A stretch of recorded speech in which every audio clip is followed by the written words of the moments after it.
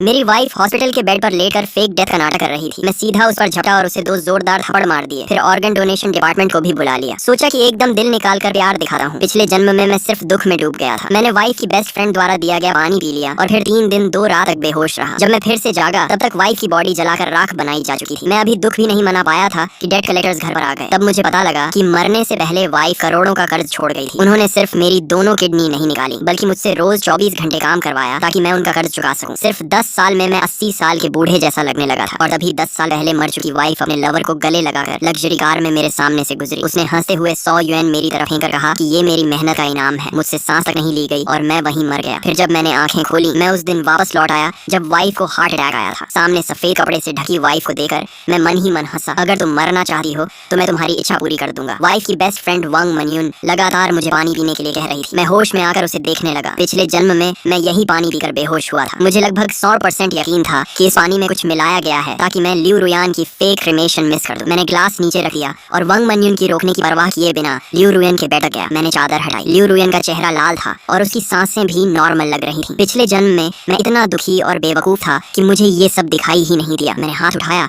और एक जोरदार थप्पड़ उसके चेहरे पर मार दिया। लियू रुयान जरा भी नहीं हिली। लगता था कि वो पकड़े जाने के डर से पूरी एक्टिंग कर रही थी। वांग मनयून चिल्लाई। उसे लगा कि मैंने लियू रुयान की फेक डेथ पकड़ ली। जीजा जी, आप गुस्से में ऐसा नहीं कर सकते। मैं लियू रुयान को बेरहमी से पीटता रहा। वांग मनयून की हालत देखकर लग रहा था कि वो अभी फट पड़ेगी। मैं रोते हुए बोला, मैंने तुमसे कहा था ना रात भर मत जागा करो, हेल्थ का ध्यान रखो। तुमने मेरी बात क्यों नहीं मानी? अब मुझे अकेला छोड़कर चली गई। मैं क्या करूंगा? वांग मनयून हकी बकी रह गई। मैं उससे बहस करने के मूड में नहीं था, इसलिए सीधा फोन निकालकर कॉल लगाया। हेलो, यहाँ ऑर्गन डोनेशन करना है। अभी अभी डेथ हुई है, जल्दी आइए। वांग मनयून रोकना चाहती थी लेकिन अपनी पहचान की वजह से कुछ नहीं बोली और जल्दी से किसी को मैसेज भेज दिया। कुछ ही मिनट में ऑर्गन डोनेशन वाले लोग पहुंच गए। मैंने दुखी चेहरा बनाकर कहा, मेरी वाइफ बहुत दयालु इंसान थी, उसकी अचानक मौत हो गई। मैं चाहता हूँ कि उसका जीवन किसी और के काम आए। स्टाफ भावुक होकर बोला, सर आप बहुत महान हैं, बताइए कौन सा ऑर्गन डोनेट करना है? मैंने गहरी सांस लेकर कहा, मेरी वाइफ हार्ट अटैक से मरी है। मुझे नहीं पता कौन सा ऑर्गन अभी काम का है। आप बॉडी खोल कर देख लो, जो काम का लगे निकाल लो। अगर कुछ भी इस्तेमाल लायक ना हो तो बॉडी मेडिकल स्कूल को दे देना। वांग मनयून तुरंत चिल्लाई, नहीं जीजा जी, रुयान दीदी कभी ऑर्गन डोनेशन नहीं चाहती थी। उन्होंने खुद मुझे बताया था, हमें उनकी आखिरी इच्छा का सम्मान करना चाहिए। मैंने शांत होकर कहा, मनयून, मैं रुयान का हस्बैंड हूँ, ये फैसला लेने का हक मुझे है। तुम सिर्फ उसकी फ्रेंड हो और तुम खुद डॉक्टर हो। क्या लोगों की जान बचाना नहीं चाहती? ऑर्गन डोनेशन वाले लोग भी बोले, हाँ डॉक्टर वांग, कृपया रास्ता दीजिए। वांग मनयून बेचैन होकर इधर उधर भागने लगी। तभी लियू रुयान की माँ डू शॉमिन भागती हुई पहुंची। उसके बालों में सलोन के कर्लर अभी भी लगे हुए थे। उसने लियू रुयान को सही सलामत देखा तो राहत की सांस ली, लेकिन अगले ही पल मुझे जोरदार थप्पड़ मार दिया। निकम्मे आदमी, मेरी बेटी तुमसे शादी करके बर्बाद हो गई, वो मर गई और तुम उसकी बॉडी काटना चाहते हो। आखिर में ऑर्गन डोनेशन वाले लोग मजबूर होकर चले गए। वांग मनयून ने राहत की सांस ली और फिर लियू रुयान को सफेद कपड़े से ढक दिया। डू शॉमिन सोफे पर बैठकर मुझे लगातार गालियां देती रही। मैंने सिर झुकाकर कहा, माँ मुझसे गलती हो गई, लेकिन वो चिल्लाई, अभी के अभी यहाँ से निकल जाओ, मैं खुद अपनी बेटी को क्रिमेशन के लिए ले जाऊंगी। मैं तुरंत चुप हो गया और वांग मनयून द्वारा दिया गया वही पानी डू शॉमिन को दे दिया। वो लगातार चिल्लाने और टेंशन की वजह से बहुत प्यास लगी हुई थी, इसलिए उसने पूरा पानी एक सांस में पी लिया। वांग मनयून रोक भी नहीं पाई। सिर्फ 2 मिनट बाद ही डू शॉमिन गहरी नींद में गिर गई। वांग मनयून घबरा कर बोली, जीजा जी, आप फिर से ऑर्गन डोनेशन तो नहीं करवाना चाहते ना? मैंने सिर हिलाया और डू शॉमिन को सोफे पर सीधा लिटाकर कहा, नहीं, माँ ने मना कर दिया है तो मैं कुछ नहीं करूंगा। वांग मनयून ने राहत की सांस ली और बोली, फिर आप आंटी को इमरजेंसी में ले जाइए, मैं रुयान दीदी की क्रीमेशन संभाल लेती हूँ। मैं हल्का सा हंसा और बोला, तुम डॉक्टर हो, तुम्हें पेशेंट को देखना चाहिए और मैं हस्बैंड हूँ, क्रीमेशन मैं कराऊंगा। इतना कहकर मैंने सीधे क्रीमेटोरियम में फोन कर दिया। वांग मनयून की हालत गर्म तवे पर चींटी जैसी हो गई। वो लगातार डू शॉमिन को जगाने की कोशिश करती रही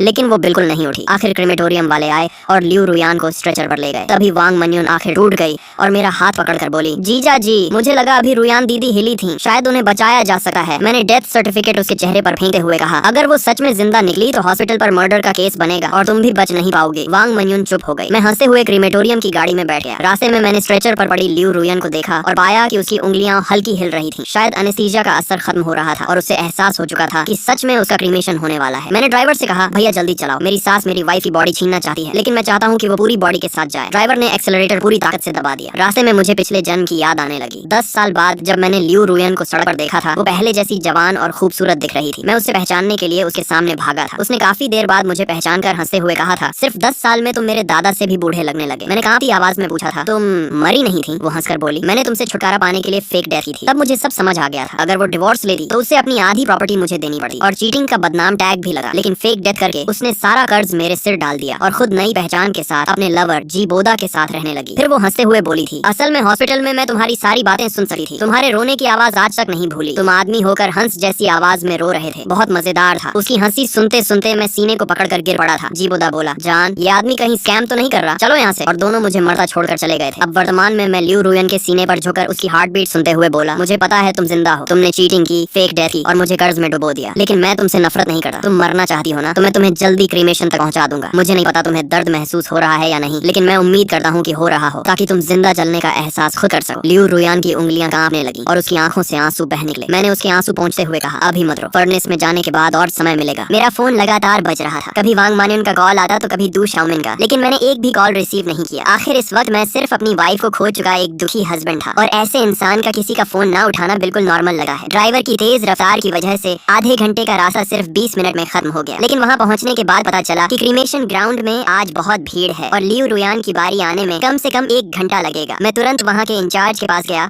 और रोने का नाटक करते हुए बोला, मेरी वाइफ की अचानक हार्ट अटैक से डेथ हो गई और ये खबर सुनकर मेरी सास भी हॉस्पिटल में एडमिट हो गई है। मुझे जल्दी वापस जाना है, प्लीज मेरी वाइफ का क्रीमेशन पहले करवा दीजिए। मैं अपनी सास को भी खोना नहीं चाहता। वह आदमी शायद पहली बार किसी को क्रीमेशन के लिए लाइन तोड़ते देख रहा था। उसने कहा, मैं आपकी सिचुएशन समझ सका हूँ, लेकिन बाकी लोग भी काफी देर से वेट कर रहे हैं, इसलिए सीधे आपको आगे भेजना मुश्किल है। इतना कहकर उसने धीरे से अपना हाथ आगे बढ़ाया जैसे वह रिश्वत मांग रहा हो। मुझे समझ आ गया था कि ये लोग पैसे मांग रहे हैं। मैंने तुरंत फोन निकाला और उस आदमी को सीधे 2000 ट्रांसफर कर दिए। भाई प्लीज हेल्प कर दो, मैं एक ऑर्फन हूँ। मेरी वाइफ और मेरी मदर इन लॉ ने हमेशा मुझे अपनों से भी ज्यादा प्यार दिया है। मैं उन्हें दोबारा नहीं खो सका। मेरी बात सुनकर वो आदमी इमोशनल हो गया और उसने मदद कर दी। इस तरह लियू रुयान को लाइन तोड़कर सीधे अंदर भेज दिया गया और सिर्फ 10 मिनट के अंदर ही उसे क्रीमेशन फर्नेस की तरफ ले जाया गया। साफ जैसे ही बटन दबाने वाला था, मैंने उसका हाथ रोक दिया। मैं नहीं चाहता था कि किसी और के हाथों उसका एंड हो, बदला मुझे खुद लेना था। मेरे जोर देने पर साफ मान गया और बटन दबाने की परमिशन मुझे दे दी, लेकिन उसी वक्त गेट के बाहर से डू शाओमिंग और वांग मानियन की घबराई हुई आवाज गूंज उठी, रुको, बॉडी को मत जलाना, प्लीज रुक जाओ, मेरी बेटी को बाहर निकालो। जीजा जी वेट करो, आंटी को रुयन दीदी से कुछ कहना है। लेकिन वांग मानियन चिल्लाई, दूर हट, मैं अपनी बेटी को खुद जलाऊंगी। इतना सब होने के बाद भी दोनों फेक डेथ का ड्रामा कंटिन्यू करना चाहते थे। मैं जमीन पर घुटनों के बल गिर गया और दुखी होने का नाटक करते हुए बोला, माँ रुयन जा चुकी है, अब उसे शांति से जाने दीजिए। मैं उसका हस्बैंड हूँ, मैं कभी उसे छोड़कर नहीं जाऊंगा। हमारी बहस देकर आसपास लोग इकट्ठा होने लगे। क्रीमेटोरियम के वर्कर्स भी कंफ्यूज होकर एक दूसरे का चेहरा देखने लगे। एक वर्कर इरिटेट होकर बोला, यहाँ कोई ड्रामा चल रहा है क्या? ये क्रीमेटोरियम है, मजाक की जगह नहीं। इतना कहकर उसने बटन दबाने की कोशिश की, लेकिन वांग मानियन और डू शाओमिन पागलों की तरह उस पर झपट पड़े। दोनों इतनी जोर से बटन की तरफ कूदे कि वर्कर डरकर साइड हट गया और अगले ही सेकंड दोनों सीधे बटन पर गिर पड़े। बूम! फर्नेस के अंदर भड़कती हुई आग ने पल भर में लियू रुयान को अपनी लपटों में निगल लिया। 2 तेज चीखें गूंजी और सब लोग शॉक में वांग मानियन और डू शाओमिन को देखने लगे, लेकिन मेरी नजर सिर्फ फर्नेस के अंदर थी। लगता था एनेस्थीसिया का असर अब पूरी तरह खत्म हो चुका था। मुझे हल्का सा दिख रहा था कि लियू रुयन मुंह खोलकर मदद के लिए हाथ बढ़ा रही है, लेकिन बाहर का हंगामा इतना ज्यादा था कि किसी ने उस तरफ ध्यान ही नहीं दिया। 1 मिनट बाद जब सबने दोबारा फर्नेस की तरफ देखा तो क्रीमेटोरियम के स्टाफ धीरे धीरे हैरानी से बात करने लगे। मैंने पहली बार देखा है कि किसी का हाथ इतना ऊपर तक उठ रहा हो, बिल्कुल जिंदा इंसान जैसा लग रहा है। अच्छा हुआ दिन का टाइम है, वरना आधी रात में तो मुझे लगा कोई डेड बॉडी वापस जिंदा हो गई। मैंने आंखों से नकली आंसू पोंछे और मुश्किल से अपनी मुस्कान छुपाई, फिर दुखी चेहरा बनाकर बोला, मेरी वाइफ अपनी माँ से सबसे ज्यादा प्यार करती थी। शायद आंटी की आवाज सुनकर वो आखिरी बार उन्हें देखना चाहती होगी। उसके बाद मैंने फर्नेस की तरफ देखकर आंसू पोंछने का नाटक किया और धीरे से बोला, रुयान तुम आराम से जाओ, मैं माँ का ख्याल रखूंगा और बहुत जल्द तुम दोनों को दोबारा मिला दूंगा। वांग मानियन जमीन पर गिरी हुई डू शाओमिन की बिल्कुल परवाह नहीं करी और लड़खड़ाते हुए मेरे पास दौड़ी। जैसे ही उसने भट्टी के अंदर का नजारा देखा, वो वहीं आधी पागल सी हो गई। वो पागलों की तरह क्रीमेशन बटन दबाने लगी और चिल्लाई, रुको रुको। कर्मचारियों ने पहली बार किसी फैमिली मेंबर को इतना हिस्टेरिकल देखा था, इसलिए तुरंत उसे पीछे खींच लिया। मैडम, हम समझते हैं कि आप दुखी हैं, लेकिन डेड इंसान वापस नहीं आते। आप लोग ऐसा करेंगे तो मरने वाले की सोल भी चैन से नहीं जाएगी। वांग मानियन का चेहरा इतना सफेद पड़ चुका था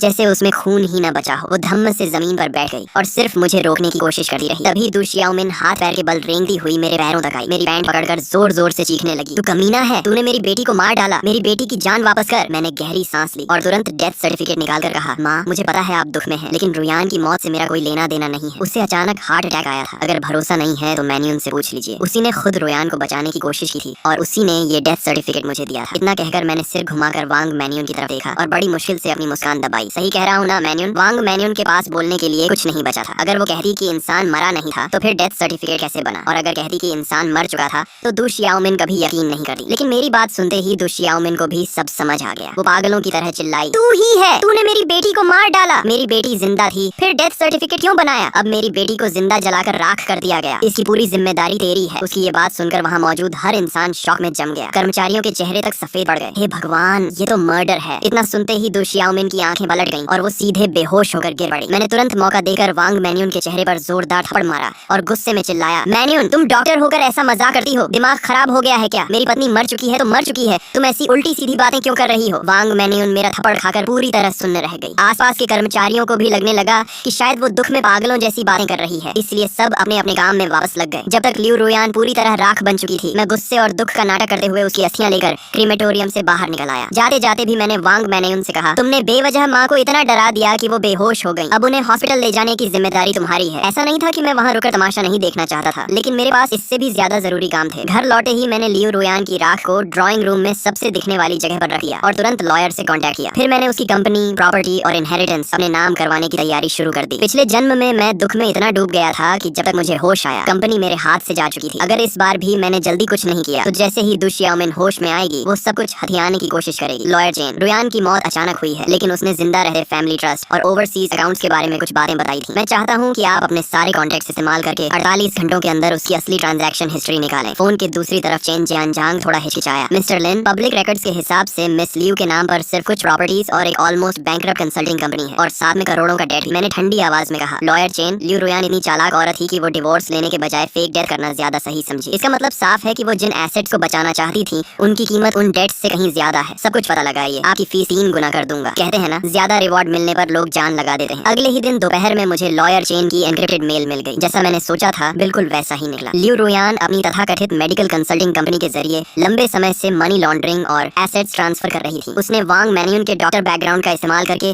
बड़ी मात्रा में इलीगल प्रिस्क्रिप्शन फॉर्मूलाज खरीदे थे और उन्हें कई ऑफशोर कंपनीज के नाम पर छिपा रखा था। लेकिन सबसे शॉकिंग बात यह थी कि मुझे एक सीक्रेट लॉकर का पता चला, जो उसी पुराने गैराज के अंदर जब मैंने उस जंग लगी शटर को खोला तो सीधा सड़ी हुई बदबू मेरे चेहरे पर आ गई। ये वही कोना था जहाँ पिछले जन्म में मैं कभी नहीं गया था। मैंने एक हिडन कंपार्टमेंट खोला। अंदर कोई ज्वेलरी नहीं थी, सिर्फ कैश की गड्डियां और कई क्रिप्टो करेंसी स्टोरेज डिवाइसेस रखे थे। करोड़ों का डेट। लियू रुयान, तो तुम्हारा प्लान था कि मैं कर्ज में डूबकर नरक जैसी जिंदगी जीऊं और तुम करोड़ों के बिटकॉइन लेकर विदेश में जी बोयुआन के साथ मजे करो। मैंने गिना, सिर्फ वहाँ रखे कैश ही 20 लाख से ज्यादा थे। मैंने तुरंत बैंक में जमा नहीं कराया, बल्कि उन लोन कंपनीज से कांटेक्ट किया जिनसे लियू रुयान ने सबसे ज्यादा उधार लिया था। सूदखोरों से बचने का सबसे अच्छा तरीका भागना नहीं, उन्हें खरीद लेना होता है। मैंने उन सब के बॉसेस को एक लग्जरी प्राइवेट क्लब में बुलाया। लियू रुयान मर चुकी है, डेथ सर्टिफिकेट यहाँ है, आप सब सुन ही चुके होंगे। उनमें से एक बोला, मिस्टर लिन, इंसान मर जाए तो भी कर्ज खत्म नहीं होता। आप फर्स्ट हेयर हैं, पैसा आपको चुकाना होगा। मैंने शांत होकर कहा, मैंने कब कहा कि नहीं चुकाऊंगा? ये 2 मिलियन है, सिंसेरिटी के तौर पर पहले इंटरेस्ट दे रहा हूँ। बाकी डेट मैं लियू रुयान की कंपनी संभालने के बाद लीगल शेयर्स मॉर्गेज करके चुका दूंगा। लेकिन एक कंडीशन है, लियू रुयान की माँ दु शियाओमिन और वो आदमी जी बोदा, उनके पास अभी भी उसका हिडन मनी हो सका है। अभी वो हर जगह ये अफवाह फैला रहे हैं कि मैंने मर्डर किया है ताकि इनहेरिटेंस हथिया सके। अगर वो सफल हो गए तो आप लोगों को 1 रुपया भी नहीं मिलेगा। एक आदमी बोला, तो आपका मतलब? मैंने ठंडे स्वर में कहा, उन्हें मेरे रीपेमेंट प्रोसेस में इंटरफियर मत करने देना और उन्हें भी डेट कलेक्टर्स का स्वाद चखने दो। अगर उन्हें एविडेंस चाहिए तो पहले उन्हें कर्ज के दलदल में डूबने दो। लियू रुयान की कंपनी का नाम था रुयान ट्रेडिंग। नाम सुनने में क्लासी था, लेकिन असल में वो इलीगल ट्रांजैक्शंस का शेल कंपनी थी। कंपनी संभालने के पहले दिन मैं 12 बॉडीगार्ड्स लेकर पहुंचा। फाइनेंस मैनेजर वांग छिन, जो वांग मैन्यून की कजन थी, डर के मारे सफेद पड़ चुकी थी। मिस्टर लिन, ये रूल्स के खिलाफ है। मैडम लियू अभी गुजरी हैं और आप पुराने एम्प्लॉइज को निकाल रहे हैं। मैंने फाइल उसकी तरफ फेंकी। रूल्स, सरकारी पैसे में 3,80,000 की गड़बड़ी और फेक इनवॉइसेस। मैनेजर वांग, तुम रूल्स पर बात करोगी या इकोनॉमिक क्राइम ब्रांच में जिंदगी पर? मैंने कोल्ड स्माइल के साथ कहा, आधा घंटा है, कंप्यूटर से लियू रुयान और जी बोदा के सारे ईमेल्स और ट्रांजैक्शन रिकॉर्ड्स निकाल दो। काम हो गया तो ये पैसा सेवरेंस पे मान लेना, वरना जेल में अपनी कजन के साथ रहना। 20 मिनट में मुझे सब मिल गया। उसमें लियू रुयान द्वारा इलीगली एसेट्स ट्रांसफर करने के प्रूफ और विदेश में प्रॉपर्टी खरीदने के कॉन्ट्रैक्ट्स भी थे। जो चीजें उसने फेक डेथ के बाद नई जिंदगी शुरू करने के लिए जमा की थी, वही अब मेरे लिए फ्रॉड और इलीगल एसेट ट्रांसफर के एविडेंस बन चुकी थी। आसमान धुंधला था और मैं बैंक बैलेंस बढ़ते हुए देख रहा था, लेकिन दिल में कोई भावना नहीं थी। लियू रुयान की प्रॉपर्टीज, डिजिटल एसेट्स और कंपनी शेयर्स मिलाकर कुल वैल्यू 5 करोड़ से ज्यादा हो चुकी थी और करोड़ों का डेट अब लीगली उसके पर्सनल फ्रॉड डेट में बदल चुका था, क्योंकि असली कल्प्रिट मर चुकी थी और एसेट्स सेटल हो चुके थे। बाकी सारा कर्ज गारंटर दु शियाओमिन पर डाल दिया गया। यही मेरा उसके लिए आखिरी गिफ्ट था। पत्नी, शुक्रिया, अब मेरे पास पैसा है, घर है, कंपनी है। अब मैं तुमसे भी ज्यादा शानदार जिंदगी जीऊंगा। मैं शराब पीकर सोफे पर ही सो गया। अगले दिन तेज नॉक की आवाज से मेरी आंख खुली। दरवाजा खोला तो बाहर वांग मैन्यून, दु शियाओमिन और एक आदमी खड़ा था जो मुझसे कुछ साल बड़ा लग रहा था। शायद वही जी बोदा था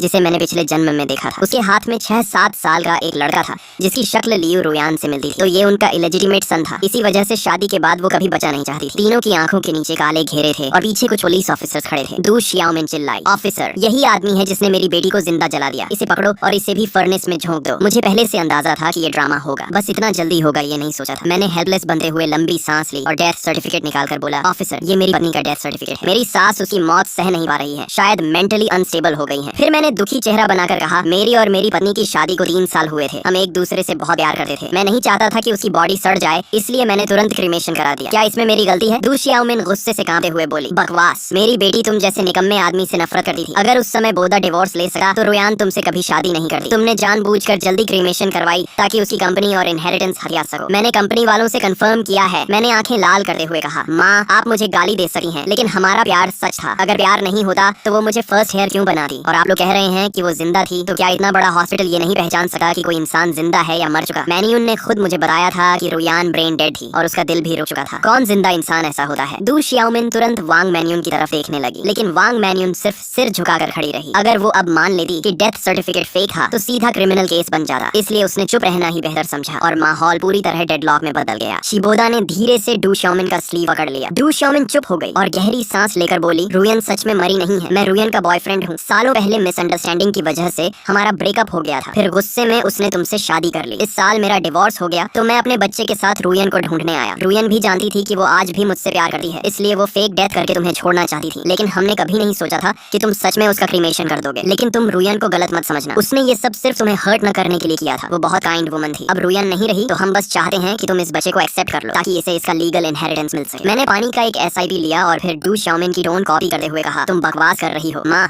मुझे पता है तुम्हारी और रुयन की रिलेशनशिप कभी अच्छी नहीं थी। मरने से पहले रुयन ने अपनी विल में तुम्हारे लिए एक पैसा तक नहीं छोड़ा, इसलिए अब तुम पता नहीं कहाँ से एक बच्चा लेकर आई हो और रुयन पर झूठा इल्जाम लगाकर उसकी प्रॉपर्टी हथियाना चाहती हो। सही कहा ना? डू शियाओमिन गुस्से से लगभग फट पड़ी, लेकिन पैसों के लिए खुद को कंट्रोल करते हुए बोली, तुम झूठ बोल रहे हो। मेरी और रुयान की रिलेशनशिप बहुत अच्छी थी। ये बच्चा सच में रुयान का ही है, मुझे सब पता है। मैंने तुरंत लियू रुयान की विल बाहर निकाली और कहा, माँ अगर तुम्हारा रिश्ता इतना अच्छा था तो इस विल में तुम्हारा नाम तक क्यों नहीं है? सारी प्रॉपर्टी सिर्फ मेरे नाम क्यों है? डू शियाओमिन के पास कोई जवाब नहीं था। जिबोदा भी चुप खड़ा था क्योंकि वो खुलकर ये नहीं कह सकता था कि लियू रुयान ने मेरे नाम प्रॉपर्टी सिर्फ इसलिए छोड़ी थी ताकि सारे डेट्स मेरे सिर आ जाएं। मैंने उसके पीछे खड़े बच्चे की तरफ देखा और मन ही मन हंस पड़ा। अब समझ आया कि 3 साल तक परफेक्ट वाइफ बनने का ड्रामा अचानक क्यों बंद हो गया। असल में उसका फर्स्ट लव और बेटा वापस आ चुका था, लेकिन मुझे दुख नहीं हुआ क्योंकि मैं एक बार मर चुका था। मैंने शांत होकर कहा, अगर तुम बोल रहे हो कि ये बच्चा रुयान का है तो प्रूफ दिखाओ, जैसे लीगली अप्रूव्ड DNA टेस्ट या बर्थ सर्टिफिकेट। जिबोदा और डू शियाओमिन दोनों एक साथ बोले, कोई DNA टेस्ट नहीं है, बच्चा घर पर पैदा हुआ था इसलिए बर्थ सर्टिफिकेट भी नहीं है, लेकिन बच्चा रुयन का ही है। मैंने पुलिस की तरफ देखकर कहा, ऑफिसर अब आपको समझ आ गया ना? इन्हें पता है कि मेरी वाइफ का क्रीमेशन हो चुका है, इसलिए ये लोग एक बच्चा लेकर इनहेरिटेंस मांगने आ गए हैं। ऊपर से मुझे मर्डरर भी बोल रहे हैं, लेकिन इनकी बातों में खुद कॉन्ट्रडिक्शन है। डू शियाओमिन जल्दी से बोली, मैं बच्चे के साथ DNA टेस्ट करवा सकती हूँ। अगर मैं उसकी ग्रैंडमदर निकली तो इससे साबित नहीं होगा कि वो रुयन का बच्चा है। पुलिस ऑफिसर ने सिर हिलाया, नहीं ऐसे प्रूव नहीं होगा, इससे सिर्फ ये साबित होगा कि आपका बच्चे से ब्लड रिलेशन है, लेकिन आपका और लियू रुयान का रिलेशन ऑफिशियली प्रूव नहीं होता। और अगर हो भी जाए फिर भी ये कंफर्म नहीं होगा कि लियू रुयान आपकी अकेली बेटी थी। मैं मन ही मन हंस पड़ा। असल में मैं लियू रुयान का जल्दी क्रीमेशन करवाना ही इसलिए चाहता था क्योंकि मुझे इसी सिचुएशन का डर था और अब सच में वही हो रहा था। डू शियाओमिन और जिबोदा ने एक दूसरे की तरफ देखा, फिर जिबोदा दांत भींचकर बोला, बच्चा किसका है वो मैटर नहीं करता, लेकिन रुयान सच में जिंदा थी और इसी ने रुयान को जलवा दिया। ये मर्डरर है, इसे इनहेरिटेंस नहीं मिलना चाहिए। उसकी बात टेक्निकली सही थी, लेकिन पहले उसे ये प्रूव करना था कि मैं मर्डरर हूँ। मैं अचानक वांग मन्युन की तरफ मुड़ा और कहा, मन्युन अब तुम बताओ, रुयन जिंदा है या मर चुकी है? तुम डॉक्टर हो, तुम्हारा फैमिली भी है, सोच समझकर जवाब देना। शायद तुम्हें याद ना हो, लेकिन मुझे सब याद है। जब क्रीमेशन फर्नेस स्टार्ट होने वाला था तब तुम और माँ दोनों ने बटन दबाने से मुझे रोका था। अगर रुयन सच में जिंदा थी तो फिर तुम दोनों ही मर्डरर हुए ना? मैंने उनके रोकने वाले एक्शन को जानबूझकर मर्डर अटेम्प्ट की तरह पेश किया। डू शियाओमिन अभी तुम बकवास कर रहे हो बोलने ही वाली थी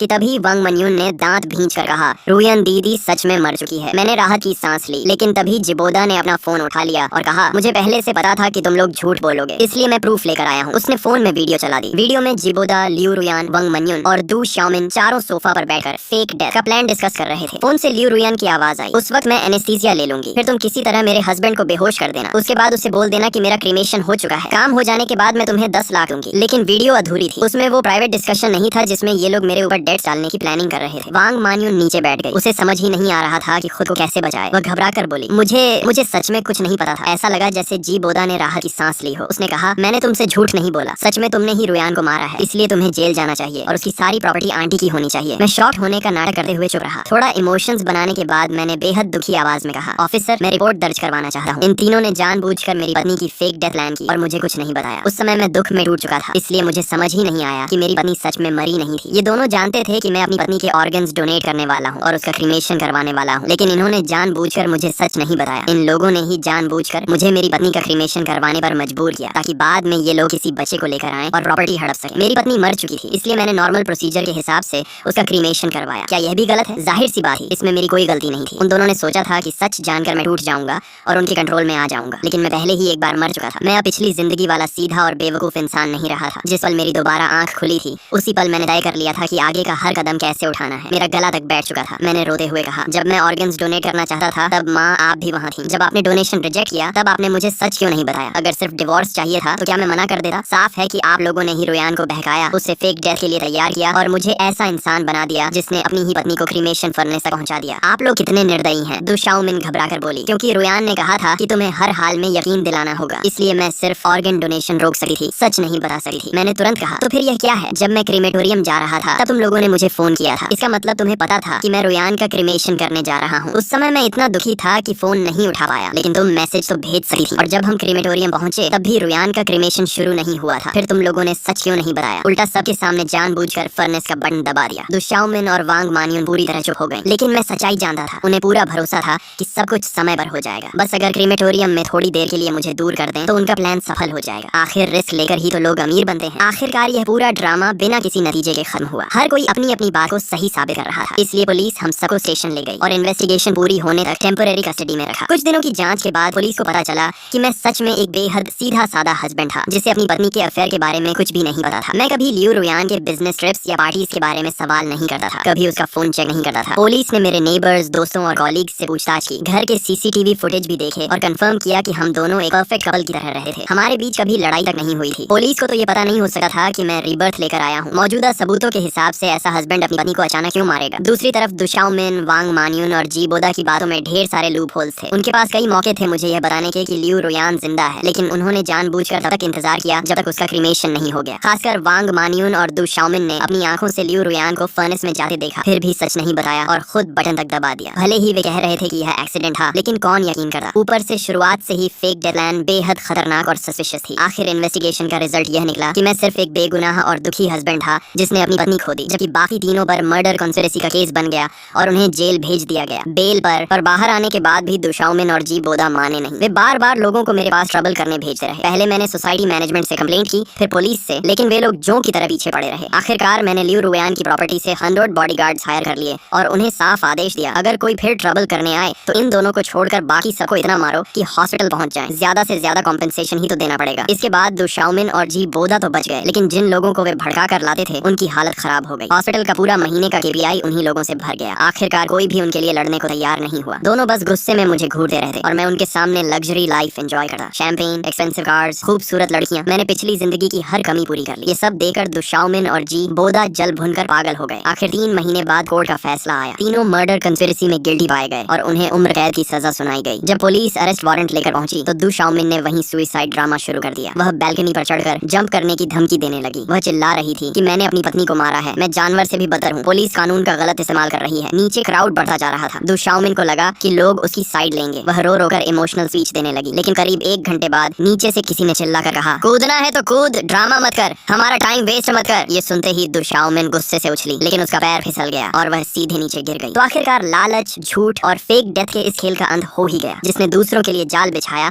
आखिर में वही अपने ही जाल में फंस गया। लेकिन दोस्तों, अगर आपको ये स्टोरी इंटरेस्टिंग लगी हो तो वीडियो को लाइक और चैनल को सब्सक्राइब जरूर करना। और अब अगली वीडियो किस स्टोरी पर चाहिए ये आप लोग हमारे चैनल की कम्युनिटी पोस्ट में जाकर वोट करके डिसाइड कर सकते हो। साथ ही हमारा टेलीग्राम चैनल भी ज्वाइन कर लो, वहाँ आपको अपकमिंग वीडियोस, अपडेट्स और एक्सक्लूसिव कंटेंट सबसे पहले मिले।